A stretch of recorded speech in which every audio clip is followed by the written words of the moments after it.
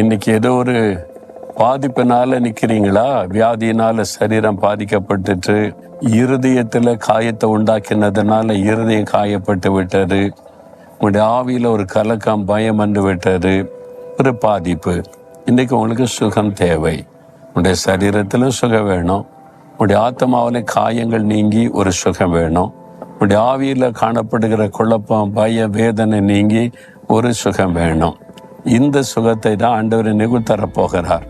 அதுக்கு என்ன வாக்கு கொடுத்திருக்கார் தெரியுமா? யாத்திராம 15:26 ஆண்டு சொல்லுகிறார், நானே உன் பரிகாரியாகிய கர்த்தர். அதாவது நானே உன்னை குணமாக்குகிற கர்த்தர் அப்படின்னு ஆண்டு சொல்றார். I am the Lord that healeth thee.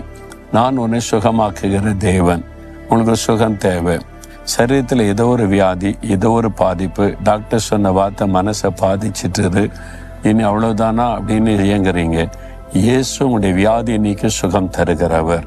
அதுக்காகத்தான் சிலுவையில காயப்பட்டார்ல, அவருடைய தழும்புகளால் சுகமாகிறோம் அப்படின்னு வசனம் சொல்லுது.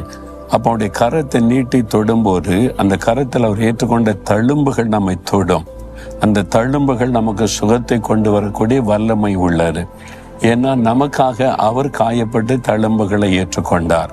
மத்தேயு 8:17 இயேசு நம்முடைய பலவீனங்களை ஏற்றுக்கொண்டு நம்முடைய நோய்களை சிலுவையில் சுமந்தார். நம்முடைய சரீரத்தை தாக்கியிருக்கிற நோய்களை அவர் சிலுவையில் சுமந்தார். நம்முடைய பாவம் இப்படி மன்னிக்கப்படுது. இயேசு நம்முடைய பாவத்தை சிலுவையில் சுமந்ததுனால அதை விசுவாசித்து ஜெபிக்கும் போது நம்முடைய பாவம் மன்னிக்கப்படுது. அவருடைய இரத்தத்தினால் இருதயம் கழுவப்படுகிறது. அதே மாதிரி என் நோய்களை சிலுவையில் சுமந்தீர் என்பதை விசுவாசித்து, இயேசுவை என் நோய்களை சுமந்துட்டீங்க, இந்த வலி, வேதனை, கஷ்டம், இந்த கேன்சர் அல்லது ஆர்த்தரைட்டிஸ், இந்த இருதய ப்ராப்ளம், கர்ப்பப்பை பிரச்சனை, என்னுடைய டைஜஸ்ட் சிஸ்டம் பிரச்சனை, ஸ்கின் டிசீஸ், எல்லா வியாதியை சிலுவையில் சுமந்துட்டீங்க. நீங்கள் தழும்புகளை ஏற்றுக்கொண்டதே என்னை குணமாக்கத்தான். அதனால் நானே உன்னை குணமாக்குற கர்த்தர் சொன்னீங்களே, இப்போ என்னை குணமாக்குங்க அப்படின்னு விசுவாசித்து ஜெபிச்சிங்கன்னா இப்போ இதே நேரம் நீங்கள் சுகத்தை பெற்றுக்கொள்ள போகிறீங்க. சரீரத்தில் பூரண சுகம், உள்ளத்துக்குள்ளே காணப்படுகிற காயங்கள் நீங்கி ஒரு அற்புதமான சுகம், ஆறுதல். உங்களுடைய ஆவியில் காணப்படுகிற கலக்கங்கள், பயங்கள் மாறி ஒரு பெரிய தைரியம்.